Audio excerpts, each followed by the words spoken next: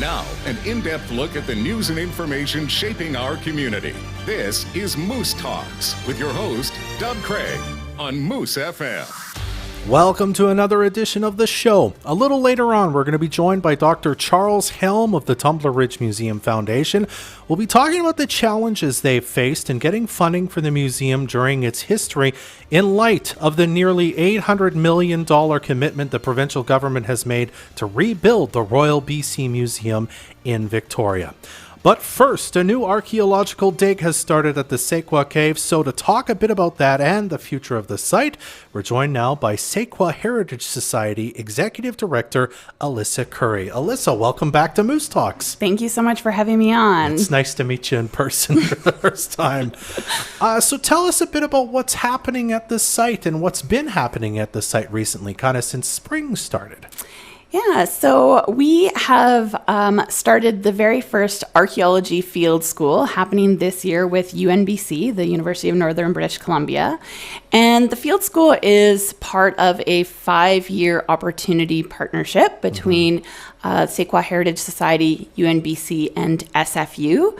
But for this year, we have, for the last 3.5 weeks, been conducting archaeological excavations at the Tse'K'wa National Historic Site and having our learners, both university students and Indigenous community members, come together to learn hands-on archaeology at the site on the territory. Wow, that's very cool. So it's both a learning opportunity for everybody, and you're kind of you're doing something practical as well with the excavation. It's in a different spot than sort of the previous excavations have happened, right? Yes. So the excavations that were done at the site in the 70s, 80s, and 90s were all focused primarily in the area directly in front of the cave. Mm-hmm. And what most people don't realize is that the Tse'K'wa Heritage Society actually owns a 5-acre parcel of land that contains the cave. Mm-hmm. And so what we've done this year is we've focused the majority of our excavating up behind the facility, behind the house that everyone sees. Mm-hmm. And the rationale for that is that it's going to give us a better idea of the greater context of the cave site, but it's also something that's in line with the Indigenous oral histories that indicate that as a more likely site for camping and for longer term stays than simply visiting the cave. I see. So essentially that oral history tipped you off that perhaps there's something worth kind of discovering up at the top there then. Yes, absolutely. The oral histories tipped us off, and the shovel testing that we conducted during the first week of digging really confirmed that hypothesis for us. We've been very successful, I think, so far in the research that we've done. Okay. Now you said you think it's likely there's been camping and campsites that were kind of up there. Do you expect to find similar things that you found kind of in front of and in the cave, or will they be different in some way? So they will actually be different. One of the things that we've been finding a lot of, that we expected to find some of, but we've been pleasantly surprised by the volume that we've found, are artifact flakes. Okay. So these are very small artifacts that are created in the process of creating a stone tool. Mm-hmm. So you start out with a core or a large rock, and you hit that rock repeatedly, breaking off small flakes until you're eventually left with a stone tool. So the presence of flakes and the abundance of flakes that we're finding suggests that over time, many people have sat and taken the time to create a stone tool at that site. And that's different from the cave site, where most of the material that they found were intact artifacts. Mm-hmm. But less flakes, which means that the items might have been used or deposited there, but not necessarily created there. Okay. And can you tell just kind of from the flakes themselves what was likely made, or do you have to sort of say, well, we found the items that had to be made at some point, they were likely made up here, and these flakes are what they were made from? So it's a little bit like a puzzle, and piecing together a lot of information. So we have found some artifacts alongside the flakes that will help us to contextualize those items. But the joy of archaeology is that you really have to take all of the material in the context of itself. And that's why for us, the process relative to, for example, resource management archaeology has been very slow going. It's a very patient process of documenting everything that we find so that in future years we can piece that together and create a greater picture of the site. Okay, very interesting. Then I suppose, kind of moving on from this dig, which I think is like 6 weeks, I think Yes. you said, right? What kind of happens next after that? Because, of course, about a month ago when the northern government, I'm forgetting the name of it, when they were here, you guys did a tour. There were some announcements made or sort of talk about kind of what's going to be happening with the site kind of beyond this dig here. What's next after that? What's sort of the next thing that's going to happen after you find something, hopefully? Well, in the shorter term, relatively speaking, we have a 5-year archaeology permit from the Archaeology branch. And like I said, that is a partnership between both UNBC and Simon Fraser University. And our plan is that we will alternate field seasons, aka summers, with a field school this year. That's championed by UNBC and Dr. Farid Ramtula. And then next year is when we have our research season, where we're working with Dr. Mike Richards from SFU and their laboratory team to do things like radiocarbon dating and describing and curating those artifacts so that each year we kind of reevaluate the material that was found the year before. And so that's part of a broader plan for us to expand the site both as a tourist destination that the public can come and learn about the archaeology and the Denezah history and how they can work together, but also an educational hub. It's really critical to the Tse'K'wa mission that this is a site where we can not only celebrate the heritage, but also educate people on it. And this is, one opportunity we hope that will allow us to kind of get the ball rolling with other educational projects and hopefully catch some momentum with our funders and our interested community members. I see. Now, I also know we did a story recently where you had consultations, might not be the right word, but you were sort of talking in a way with, I believe, some kind of accessibility experts or advocates on what you can do to make the site more accessible. Now, I mean, I've been down to the caves. It can be kind of slippery getting down to the actual cave itself. Is that sort of one of the things you're considering? How can we make this safer and easier for people to even kind of get down to the cave and have a look and get up kind of to the area where everything is? Yeah, so one of the things that we identified during our accessibility assessment, that was with Spinal Cord Injury BC, was that we can essentially establish different levels of priority for accessibility. So something they identified for us that, entrances and bathrooms are the two biggest challenges of accessibility. And so those are where we're focusing our immediate attention, but we do also have plans to expand the interpretive trails to be more accessible.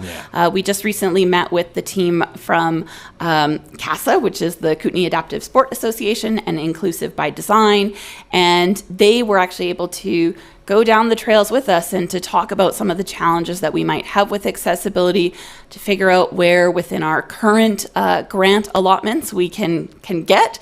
And so this year we think we'll be expanding our interpretive trails to be accessible all the way down to the Kwaza, the old camp, which is our interpretive camp, and certainly to the area around where the current excavations are happening around the back of the house. Our longer term plans are to make the cave itself more accessible. The feedback that we've got so far is that it would be very challenging to make it universally accessible. But there is some interesting ways that we can use technology and digital mediums to kind of embrace an alternate form of accessibility. And that's something that we're looking at right now and we're really, really hopeful about. Yeah, because I suppose the challenge is preserving the site while making it accessible, because you don't want to just blow rock out of the way to make staircase. Exactly. Yeah. All right. Well, people are hearing about this dig right now. Maybe they're sort of interested in what it means, what it's happening.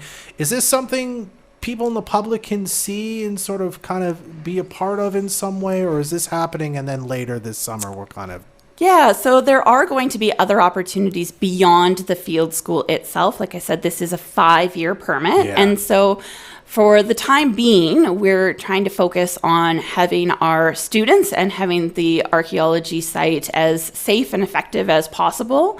And so, if people want to stop by, we do ask just that you phone, but this isn't going to be the only chance. Yeah. And so there are going to be opportunities to engage with us and to see some of the material, both that we've been excavating and also that we've been creating. Our students tried their hand at flint knapping, creating their own stone tools. So I would just say to follow the story, follow Moose FM for more updates. And we're hoping that there will be opportunities later in the summer to actually show off some of the material that we've found. Wonderful. I can't wait to hear some of the things you find excellent. Well, Alyssa, I really appreciate you making some time to chat with us today about this. It's always a pleasure. Absolutely. That's Alyssa Currie, the Executive Director of the Welcome back to the show. I'm Dub Craig. Now we're going to talk a bit about museum funding, but not about that museum, about the one in Tumbler Ridge. It's been open quite a while. They've got some very cool stuff in it, but they've had some challenges getting funding from the provincial government. So to talk a bit about that, in light of the huge funding announcement that the provincial government made recently to rebuild the Royal Museum, the Royal BC Museum, we're joined now by Dr. Charles Helm of the Tumbler Ridge Museum Foundation. Dr. Helm, welcome back to Moose Talks. Hello, it's good to be back with you. Thank you very much for making some time for us today. So before we get your thoughts on what's happening in Victoria, we thought we'd kind of break down for people who don't know how funding kind of works at the Tumbler Ridge Museum. Can you tell us a bit about where you guys get money to operate from and kind of how that's broken down? Right. Well, we're not going to turn any funding opportunities down, and we do our best just to cobble things together. The mainstay really has been District of Tumbler Ridge. They're almost every year. We're celebrating our 20th anniversary this year, so it's been 20 years, which is, I think, near miraculous that we've actually survived that long and we're still here. But so the district has been wonderful. Our vision early on was to have initial funding from to have that then matched by the regional district, so regional funding, and then have that in turn matched by provincial and federal funding, and that's what hasn't really happened. But the regional district has been fantastic as well, supporting us, and then obviously, admissions, gift shop, those all bring money in. Other community groups in Tumbler Ridge, like the Lions Club, industry, like the Prairie Crane, some of the wind companies and the coal mines, and then private foundations have been, they recognize the worth of what we're doing, and they've been very generous with giving us funding. So we really just try and cobble this all together and survive year by year. Has that funding changed at all kind of over the history of the museum? Or I think you said already you kind of had a vision at the start, and that's kind of how it's mostly been, other than the province and the federal government kicking in funds. Right, and I sort of think I personally was initially maybe a bit naive. I thought if we really did an amazing job, because I know what the quality of the material we've got there, not just in Tumbler Ridge, but in the whole Peace region. And I thought if we do it properly, hire paleontologists, work with them, do it on a scientific basis, show everybody what we've got, that there would be some form of buy-in in the long term from the province or federal government. But yeah, that's an ongoing challenge. I don't want to say it's never going to, it just hasn't happened yet. We look next door to our neighbors in Alberta.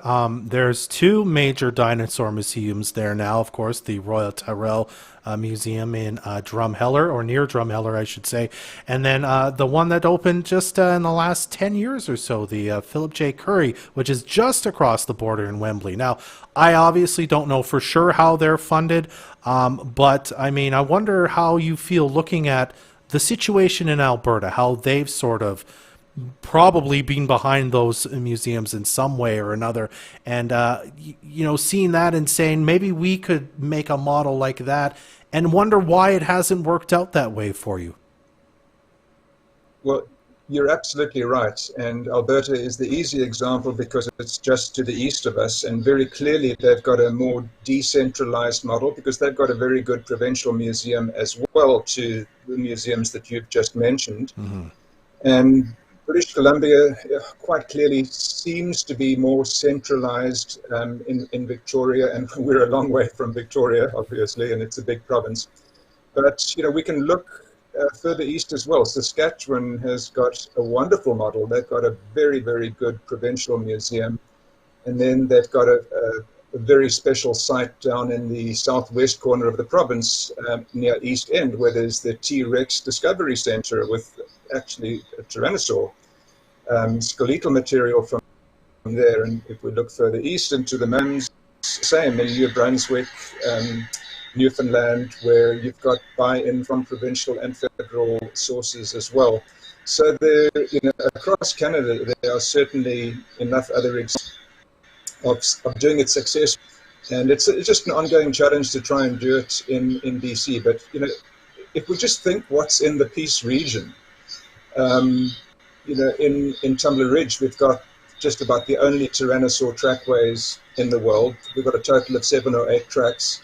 A little bit of funding, we could see how far those trackways go. Do they extend, do they stop right there? Do they carry on for 100 meters? Who knows? I mean, that would be an absolute global first if we could just, with a little bit of funding, get that done. Not far from there, we've got a dinosaur bone bed with probably at least 6 dinosaurs, probably more. Again, a bit of funding and a bit of staffing, that could be quite easily, taken on.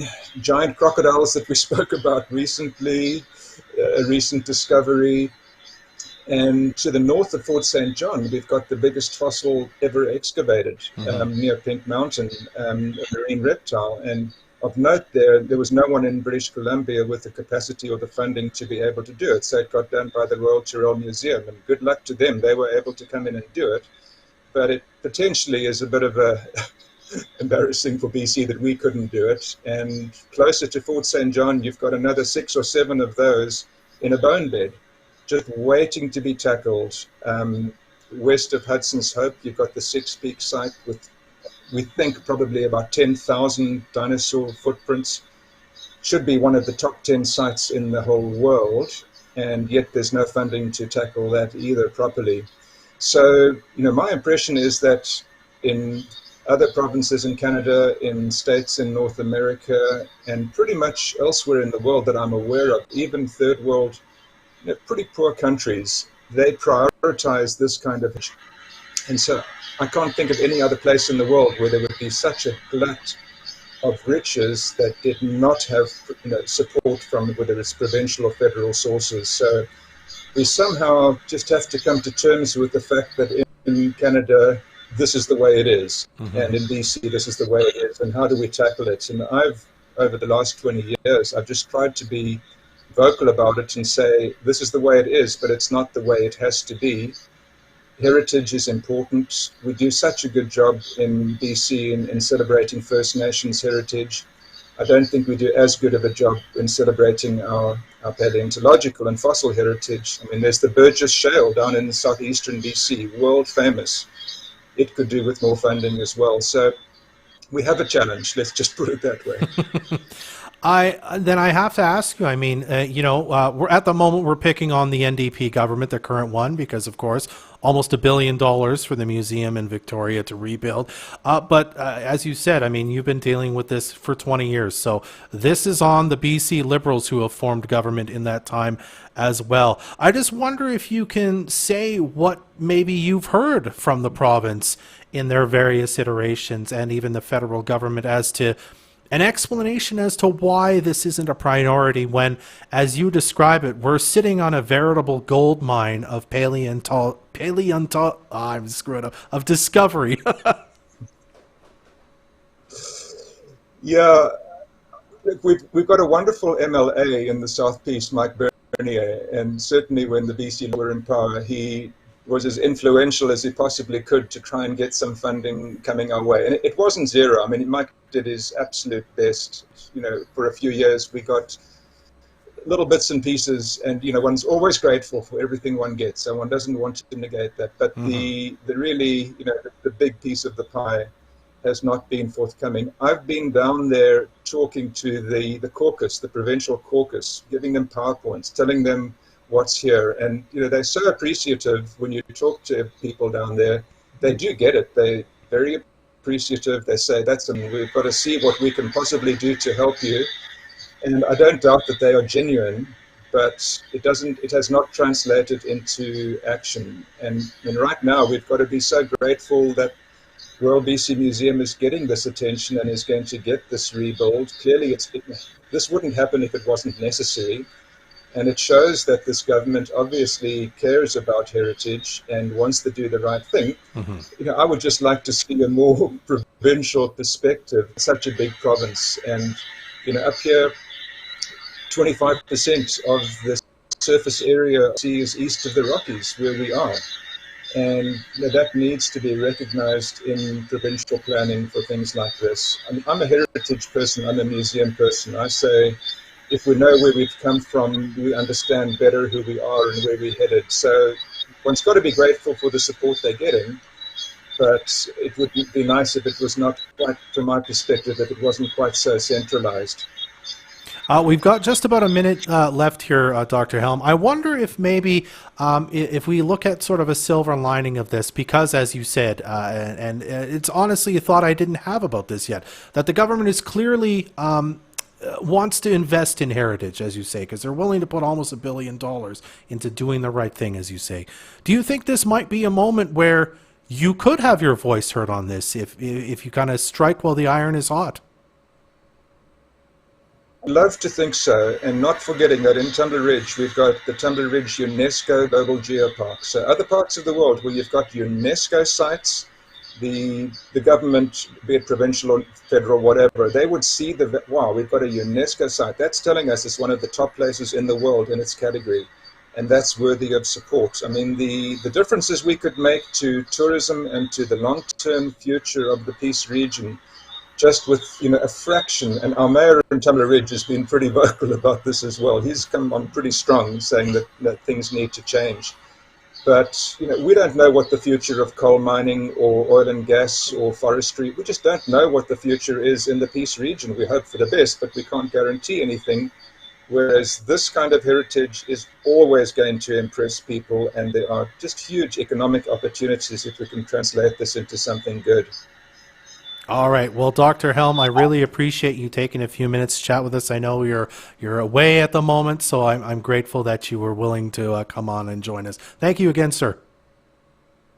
Thank you. My pleasure. Thank you, Warren. That's Dr. Charles Helm with the Tumbler Ridge Museum Foundation.